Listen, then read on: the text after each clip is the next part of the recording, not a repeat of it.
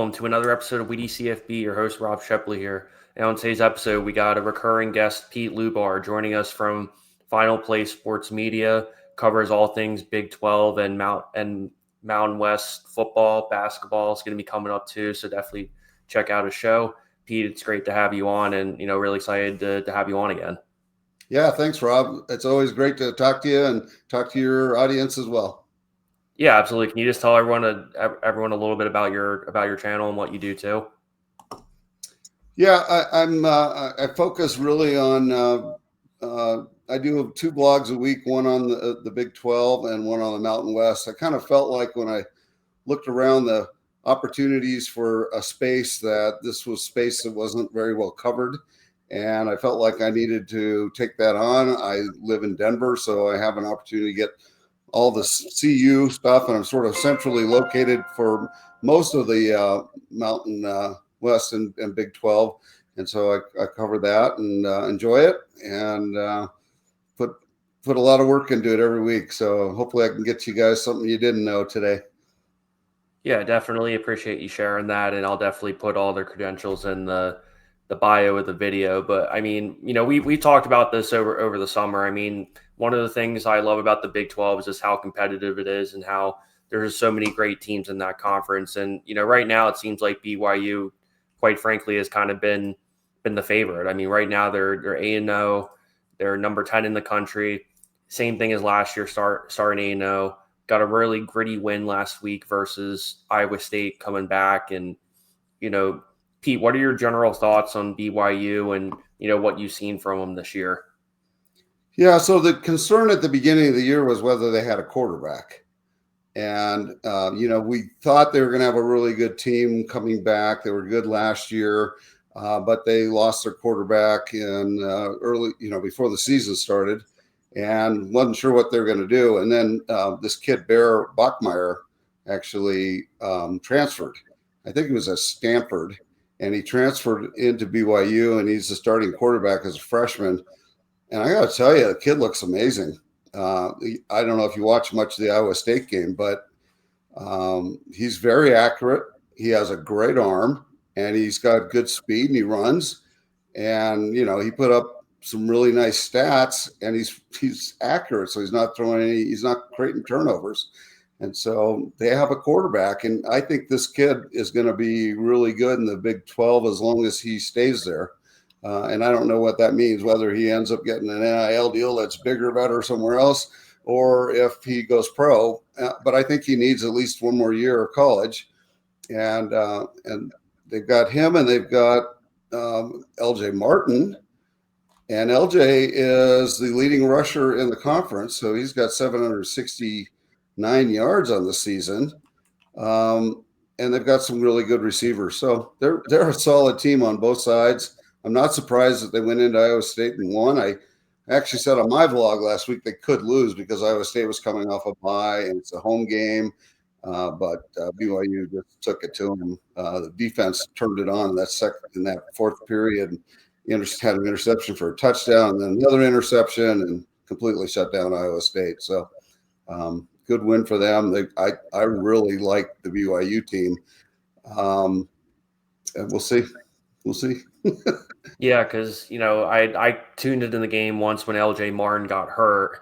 So I was sitting there wondering, like, man, BYU's on the ropes again. Are they going to come back? Because when you look at their past couple games, whether it was the Holy War a couple weeks ago versus Utah, or even when they were on the road versus Arizona when they won in double overtime, they've kind of been able to, no matter what the situation is, be able to be resilient, bounce back from adversity, and I guess most importantly, find different ways to win. Because when you look at the stat line of that game, Bear Bachmeier, who ranks 18th right now in QBR, 15th in total touchdowns, and in fact he's the only quarterback in the country who has at least 9 passing touchdowns and 9 rushing touchdowns. So it's a testament to what he's done as a leader, and also the coaching staff of BYU too. Because I know, at least from the people I've talked to about BYU, Jay Hill, as great of a defensive coordinator he often gets a lot of the love and the recognition. So for their offense to finally get that same sort of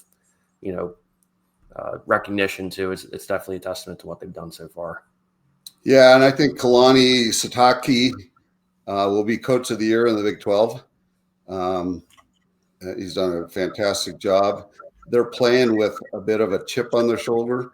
If you look at sort of the ESPN power rankings, Texas Tech is sort of ahead of them. Utah's ahead of them in the power rankings, and I think they're trying to prove a point here. So, yeah, they could win out.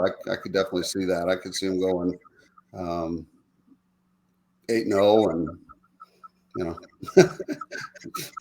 and maybe not win the conference championship. It depends on what Texas Tech does, but they're going to be there probably in the Big 12 conference championship at this point. Yeah, because as it stands right now, I mean, the only two teams that really kind of control their destiny in terms of the Big 12 championship right now is BYU and Cincinnati. And it's fun that you mentioned Texas Tech too, because they're going to be going to Texas Tech on November 8th. So to me, that's going to be one of those games where it's, for me, could be a preview in terms of what the Big 12 championship game could look like too, especially if Baron Morin is 100% healthy, which we think he's going to be by then. Yeah, I mean, Houston and Tech are both right there, but they do have one loss. They're both 4-1 in conference, and so they need some help. But does Cincinnati play BYU? I can't remember. Let me see. Cincinnati plays them on the 22nd, so 2 weeks after. Okay, so that could be a really interesting game. I would suspect BYU would win that one at home, but I was really impressed with Cincinnati this week too against Baylor. They look pretty darn good. They took it to Baylor, quite frankly. I mean, I don't remember 41-13 or something. It was a big score, and so Cincinnati is surprisingly good, and so there's still 4 teams that can. There's still 8 teams that can make it to the conference championship at this point, but certainly BYU is in the pole position right now, along with Cincinnati. Yeah, it's only going to get dicey from here, and as someone who covers primarily the Big 12, like what from your point of view, what do you think is the big reason why the BYU isn't getting as much love in the polls as I think they should be? Because I think they should be higher than 10 if you ask me.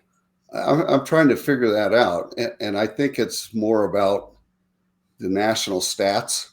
If you look at Utah, they're in the top 15 in both offense and defense nationally.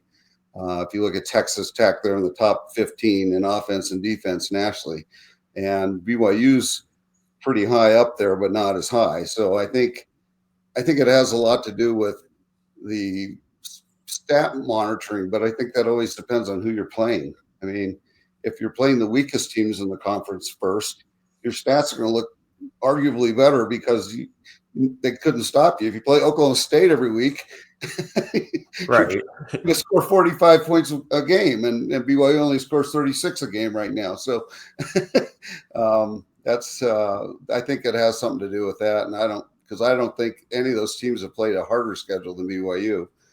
I think BYU has proven. I mean, going on the road to Iowa State was a really good win, a statement win for sure.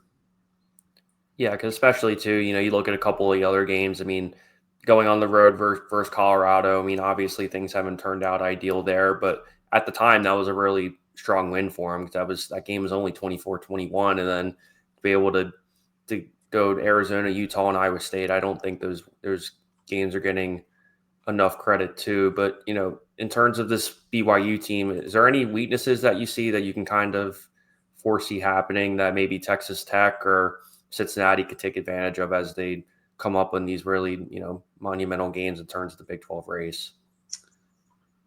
I mean, you have the leading rusher. Your quarterback's not anywhere in the top 8 in the conference, but I watched him play, and the eye test is unbelievable. They've got a big offensive line. They're an older group, as BYU always is, right? They've got them. They go after their freshman year and go take a mission for a year, and they come back, and they probably didn't do enough weightlifting while they were gone, but they're a year older than every other kid they play against, and that's a real benefit for them.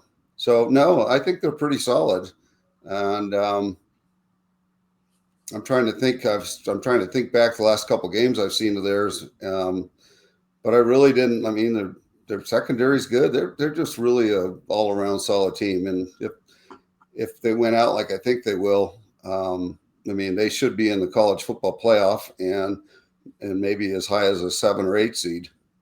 Yeah, especially too. I mean, if they, even if they just lost one game, they'd probably still get in. Like even if, let's say, they lost to TCU on that November 15th and got 2 more ranked wins, that to me would probably be a playoff appearance no matter what. But for a true freshman to come in there in the situation that he kind of jumped into, because I think a lot of us, including myself, were kind of thinking, hey, it's not like BYU is going to be some 6-16 that barely makes a bowl game. But we were all kind of sitting there saying, hey, maybe their ceiling might be that 7 or 8 wins like they saw right now. So for them to even be in the conversation, it's definitely says a lot about this coaching staff and just what they've done to really put it together. In my preview show, which was in like June, I thought they'd win 10 games this year. So